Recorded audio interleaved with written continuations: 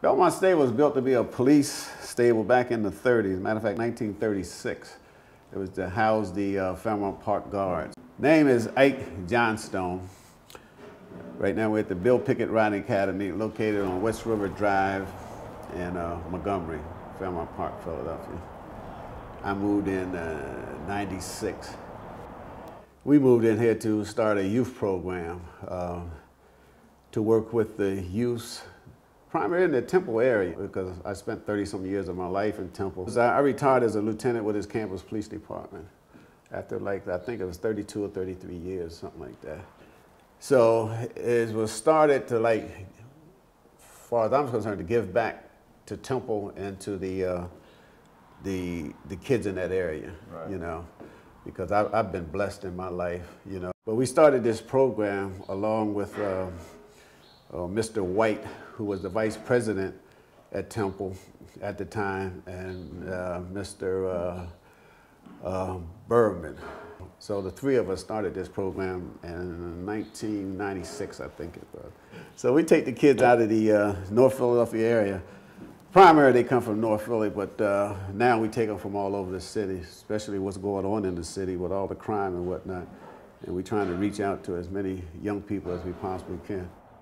When we bring the kids down here, it's primarily was a summer program. We bring the kids down here during the summer months just to get them out the neighborhood, expose them to the horses, and you know, we have them riding, but the whole thing wasn't designed to make riders out of them, but it's just to get them out the neighborhoods. I know one of the things that it did for me when my kids were young, with all my kids, we got involved in horses. And I like to think, and matter of fact, I know that it built up their self-confidence. When we bring, say, like a young kid in here, 7 or 8 years old, that's never been around a horse, just seen them on TV, they're terrified. Horses, because they're intimidating, you know what I'm saying? But then, if you have any anger in you, the horse is going to pick it up, and you're not going to be able to communicate with the horse. So it teaches how to control your anger. Same thing with fear. If you have this fear running through you, they'll pick that up. You know, when you look at a horse, you're looking at yourself. You know, he has no agenda. You know what I'm saying? What you see is what you get. You can't fool a horse. The minute you walk into his presence, he got you. He done read you. He know your weak points and your strong points because his life depends on it. You know, because he's being a prey animal, he's always looking for the predator. We're predators. Anything with the eyes in the front of the head are meat eaters. They're predators. Grazing animals like horses, sheep, their eyes is on the side, so they can monitor what's going on around them. So even though they, like these horses, they're relaxed, they paying attention to every word I'm saying. They watching us, but see, they calm though. And we can learn the same thing. Pay attention, but be calm. They hearing everything. They hearing everything. They monitoring everything because they want to make sure we're not going to jump in there and try to hurt them. When we bring, say, like a young kid in here, 7 or 8 years old, that's never been around a horse, just seen them on TV, they're terrified. Horses, because they're intimidating. You know what I'm saying? But then, once we start to working with them, you know, we get them to the point where they'll lead this big animal. Can you imagine what that does to one? You know, 2 days ago they was terrified. Now they're leading this big, huge animal, you know, just with his fingertips.